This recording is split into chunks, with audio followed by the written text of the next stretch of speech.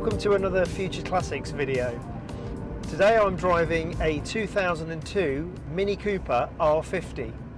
This particular example is a well-loved and well-used example. It's had about 5 owners and it's got 125,000 miles on it.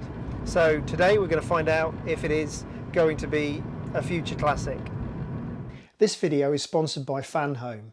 Fanhome is a new brand that's dedicated to creating unique collections and build-up models of famous and loved brands like Star Wars and Marvel. As well as this, with each model, they provide a fully illustrated magazine that not only details information about the model, but also about the scene or the universe that the particular model comes from. Fanhome is launching their brand with an exclusive build-up model of the Dodge Charger RT driven by Dominic Toretto in the film series Fast and Furious. So with your subscription, every month you'll receive a magazine with the parts to build your model, and this has all the details of how to assemble the model, which is quite straightforward, and also interesting facts about the film and the car itself. The model is 1/8 scale. It's a nice big model and has lots of great details like illuminating lights, side lights, opening doors, but it's really easy to assemble because the step-by-step instructions in the magazine are really straightforward and easy to follow.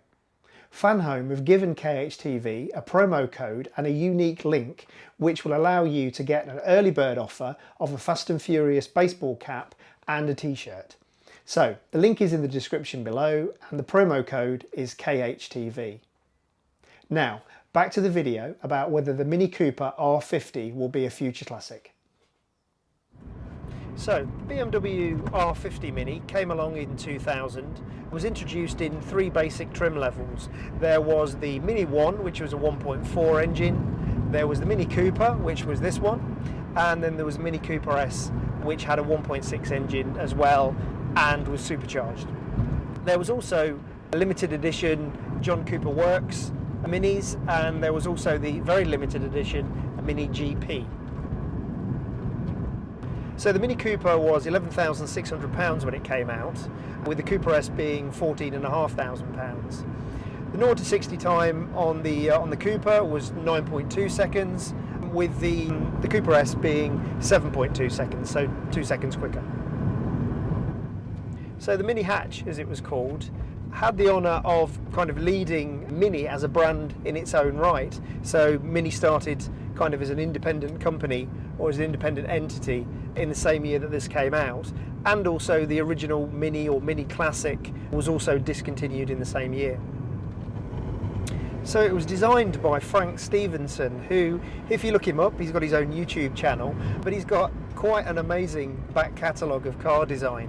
He had a hand in the new Fiat 500 as well. He also designed the Ferrari F430, and then he moved to McLaren as well, where he did work on the MP412C, and he also did work on the McLaren P1. So I wish I had that kind of resume when it comes to car design.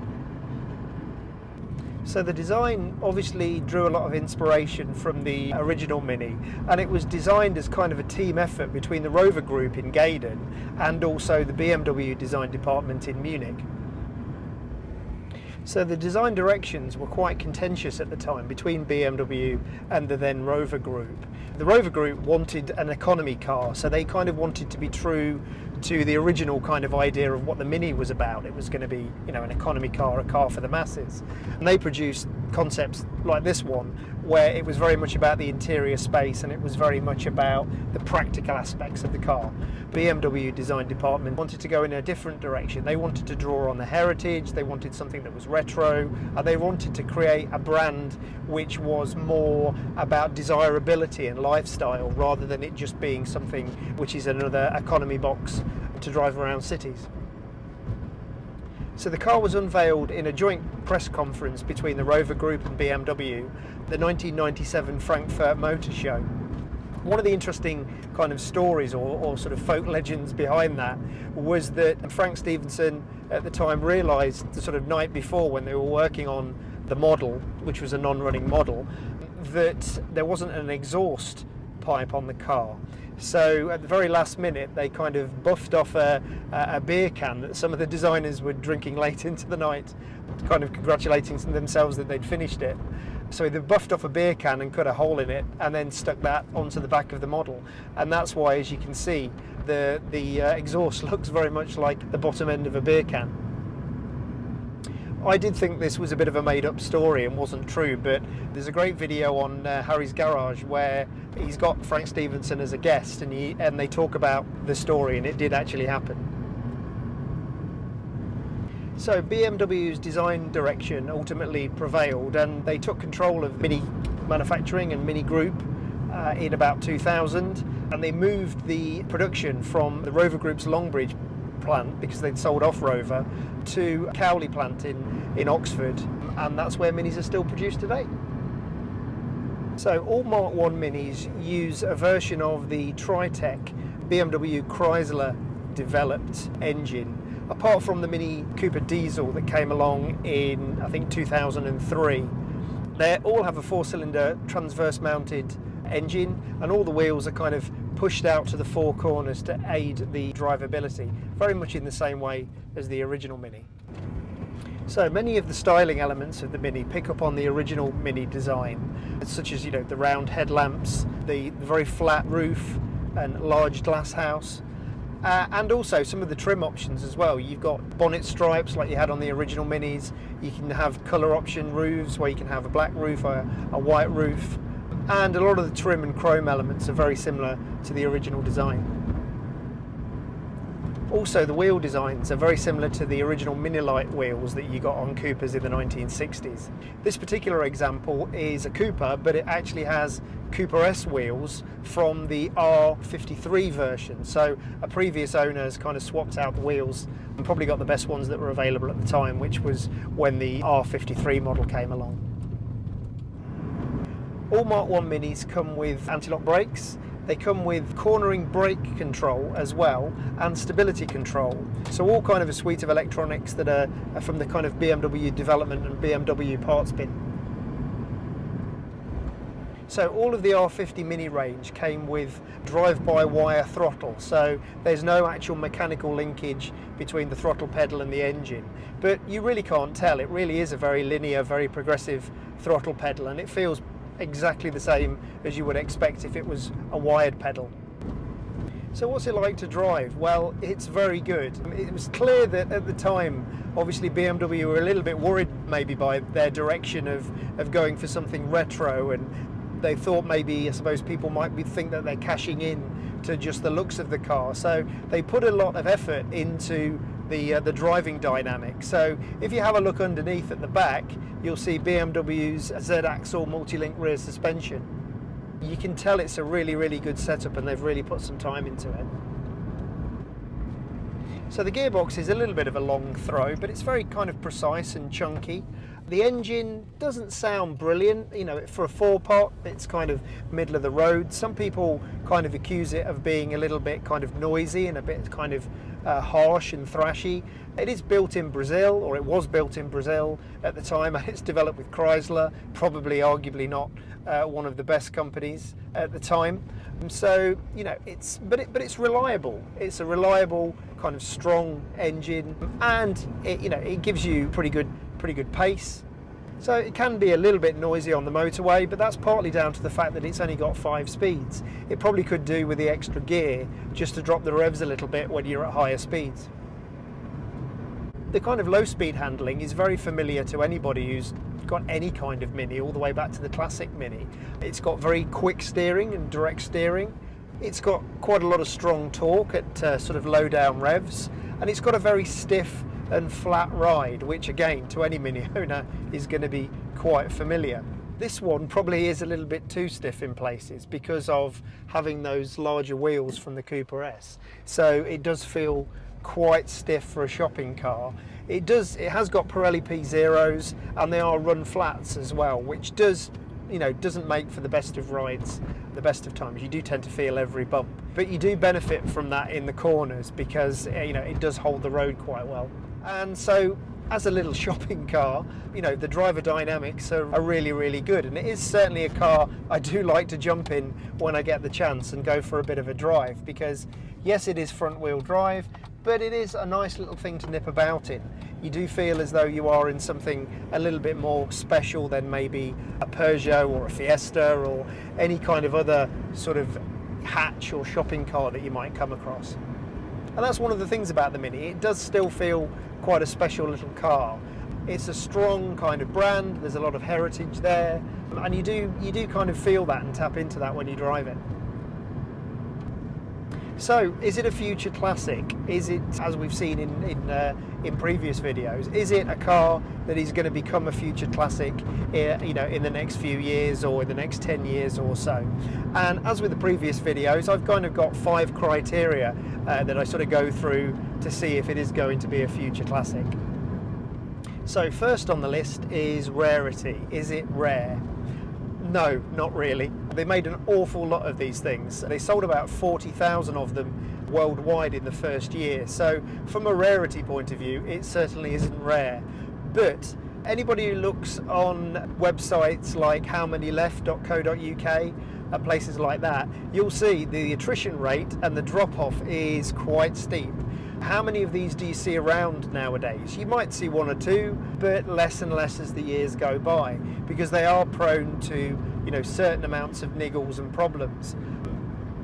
Secondly, design or notable design elements. Well, yes, definitely a tick for that, because the Mini is all about design these days. As we said earlier in the video, you know, Rover wanted to go one way with an economy vehicle, and BMW were very much about design. So the Mini has lots of design elements that are notable. It was designed by a notable designer as well. One of the things that's interesting about it from a design point of view is, you know, when it first came out, it was very divisive. Some people liked it, some people didn't. People saw it as a bit of a pastiche of the original design. They thought that it should have had a new identity or its own new character. So a lot of people didn't like it and people rejected it. But what's interesting, what's happened now, is that the design has kind of come of age, because as the brand has evolved and other Minis have sort of swollen and got bigger and bigger and bigger, and also with using chassis from the BMW 2 Series, the driving dynamics aren't there anymore other than in the hatch model. So the hatch model and the early models like this are, you know, starting to be seen in the way that the original Mini was. They're being seen as a classic. And obviously a lot of people, their only kind of interaction with a Mini has been these newer BMW Minis, not the classic Minis. So people really are warming to them now, and they're starting to be seen in a different way to what they were when they came out. So I would say yes, that's a tick for design. So thirdly, from a sort of an ownership and a sort of car gatherings point of view, does it have an interesting story to tell? Well, yes, I would say that it does, because, you know, it has a really unusual kind of ingestation period where it was owned by Rover, then it was owned by BMW, and then it was joint developed, and there was kind of contention between the two, which I think makes kind of for an interesting kind of development of a car. It's not sort of ordinary. And I think also that fact that they've really thought about the driving dynamics of it. They didn't just cash in on the aesthetics, they made it a really good car to drive. So I think yes, that does make it an interesting car with an interesting history. So number 5 is fan base. You know, are people interested in this particular car? Does it have fans? And I would say yes, it does. Even though it is kind of just an old car at the moment, there are car clubs for the Mini, and as I've said, you know, people are starting to get interested in these because they now seem truer to the original Mini format. One of the most noticeable groups are a group called Y-Registration, or Y-Registration. And they are a collection of people who meet at Gaydon and places like that, and it's all about the early Y registration cars, because most of these were registered kind of 51 plate onwards, but there are a few Y registered ones, so they've kind of formed their own club, the really early Mark 1 Minis. I must say, in the time that I've known of Minis, I've only ever seen one Y registration car on the road, so I can see why they've formed that group. But I think as time goes on, obviously the Y Regis are quite rare, and as time goes on, you know, all of the rest of the Minis are going to become rarer and rarer. So from a fan base point of view, it's only going to get bigger. So absolutely, yes, it's a tick. It will have a fan base. So, is it a future classic? Well, I think it is, pretty much because it's going through the phase that most cars go through at the moment. It's in that kind of maybe slightly unloved, but it's just old and it's just an old cheap car. So, you know, now's the time to pick these things up, because eventually they will get scarcer and scarcer, and then the values will start to go up and they'll be appreciated. I've lost track of the amount of times that I've seen different cars that I wanted, like a DeLorean, or maybe a Porsche 912, or a 944 or something like that. But in my lifetime I've seen, you know, E-Type Jags be thrown away or be worth virtually nothing. So every dog has its day, and eventually these will be a collectible car. So thank you very much for watching. I hope you've enjoyed this video. Hoping to do more car reviews and more future classic videos coming up over the next year. If you've got what you see as a future classic or any kind of interesting car and you'd be happy for me to review it on the channel, please drop me a line at the link below. So more future classic videos to come. Please keep liking and subscribing, and I'll see you soon.